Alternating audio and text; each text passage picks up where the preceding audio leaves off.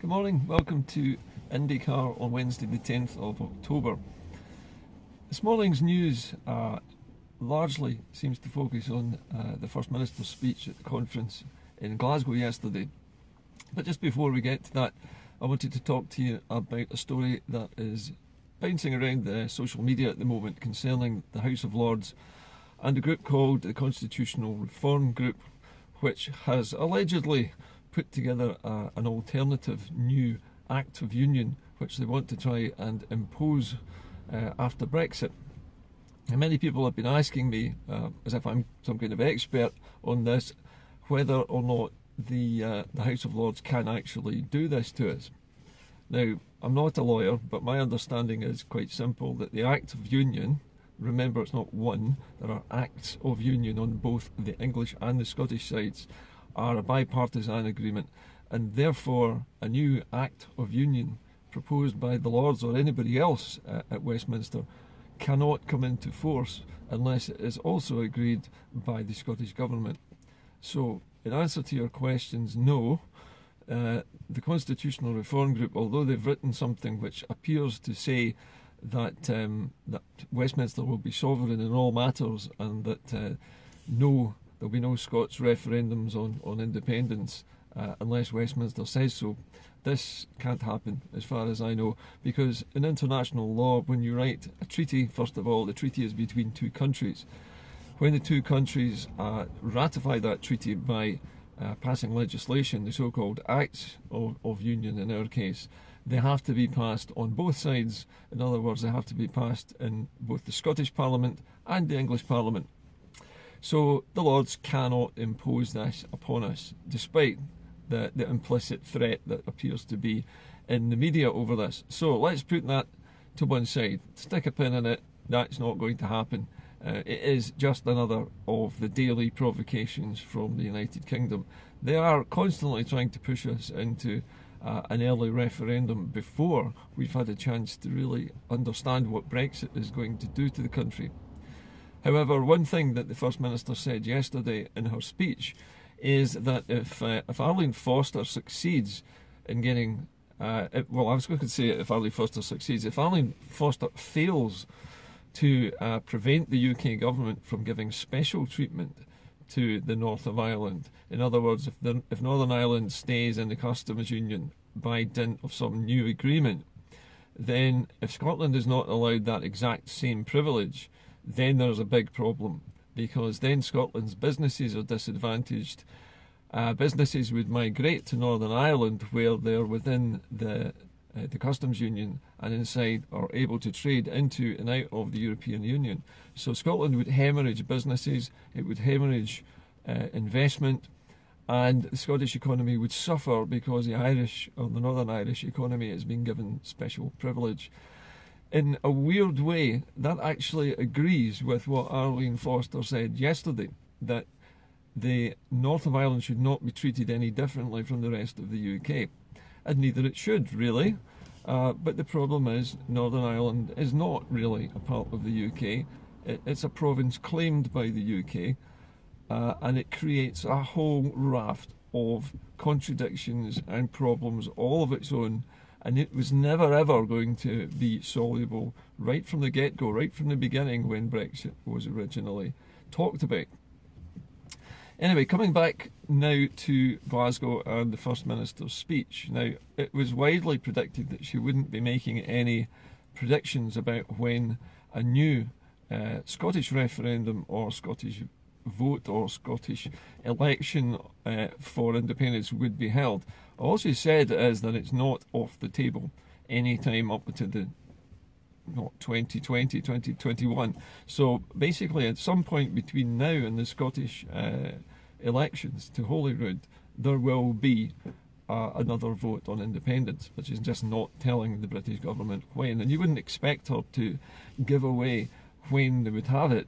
And the other thing is, you can't really put a date on it just now because nobody knows what Brexit is. Still, we don't know what Brexit is. We've had 2 years of waiting for the British government to tell us what Brexit will be and what kind of a deal we will have, and we're still no closer to getting there. As I understand it from my contacts in Southern Ireland and some in Northern Ireland, they all support Scotland in its efforts to become independent of the United Kingdom. And most of the south of Ireland, most of the Republic of Ireland, is cheerleading Scotland from the sidelines at the moment.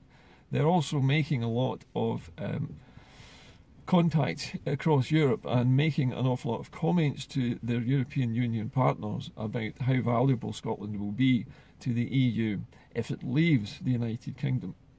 So we have a great number of friends in Ireland at the moment who are rooting for us just now. However, to get back to the speech for a moment, Nicola's speech was very uplifting, but it was not specific about a lot of things. But one of the things I picked up on yesterday was her focusing on the fact that Scotland is being re-industrialised by the Scottish Government. It's being encouraged to set up new green industries and to create a new green economy. And that new green economy and its exporting section and its banking sector and its science sectors, all of these sectors working together, have built a Scottish economy which is stronger than it's ever been. In fact, stronger than it was even in the 1960s, when supposedly the UK was at the height of its power. We are stronger than we were then. Our economy is more balanced, it's more buoyant. We're outperforming the UK on every measure that there is, including things like GDP, our export, numbers of exports, our trade balance with the rest of the world is in the black.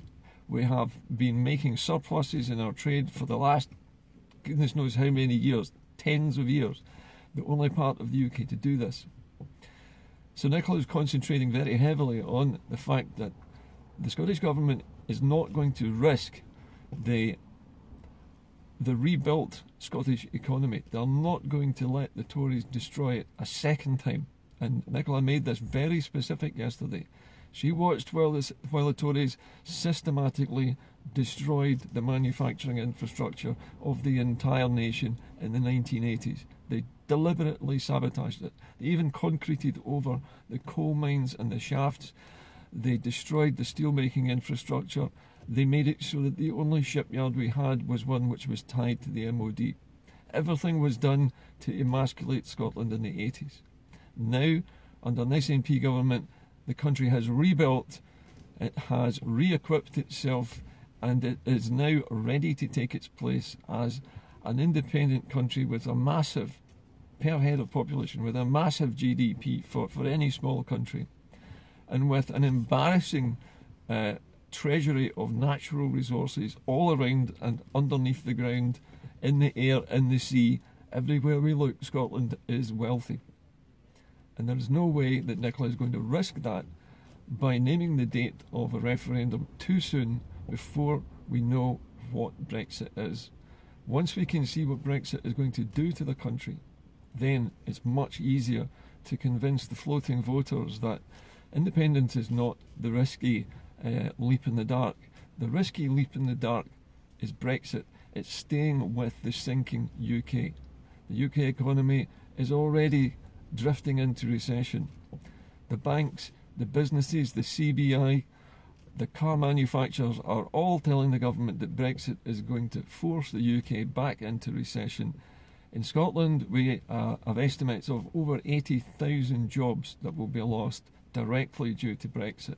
Even the nicest Brexit, we're not talking about the worst, the nicest Brexit will probably result in 80,000 job losses.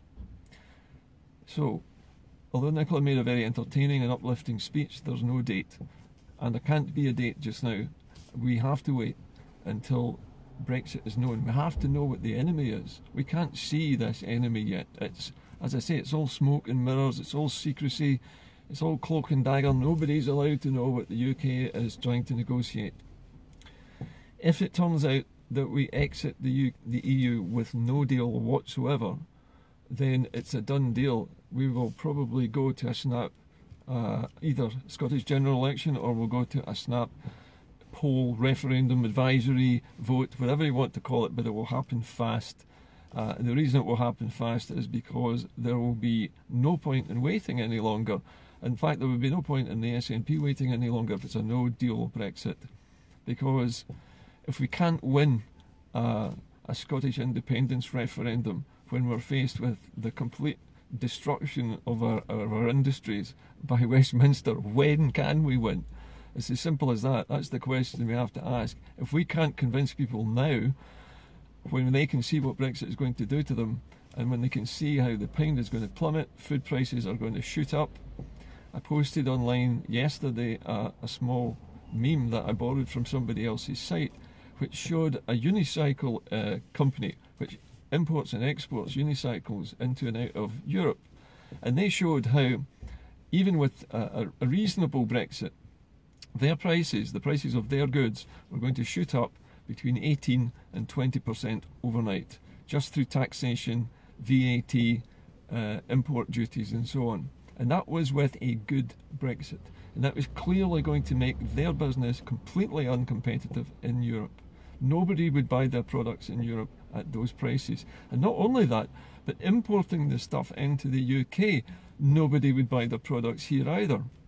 So you see the difficulty. It's not just about our exports, it's about our imports as well. So the British government is doing the job of convincing floating voters for us at the moment. The reason why the SNP doesn't need to ask for an independence referendum at the moment is because the British government is in fact the campaign for independence just now. They are doing the job of driving people away from the UK and into Scotland to be safe, and into independent Scotland to be safe. Many English people are commenting that when Scotland becomes independent and they're stuck in Brexited England, they're likely to move house. They're likely to move north because they will not want to stay in a country where their jobs are at risk, where their money is worth nothing, where food is vastly more expensive, can't get medicines, and every single commodity and product that they want to buy or import is far too expensive for them to afford. And these are the realities of life at the moment. These are going to be the realities of life in the UK in the future because of a choice made based on a lie. A choice based on a lie which the Tory government cannot admit to, and therefore the rest of the country is going to pay the price of the Tories' stupidity.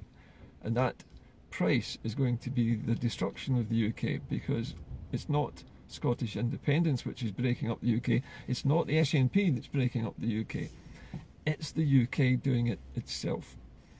And that's why at the moment we don't need a date for independence.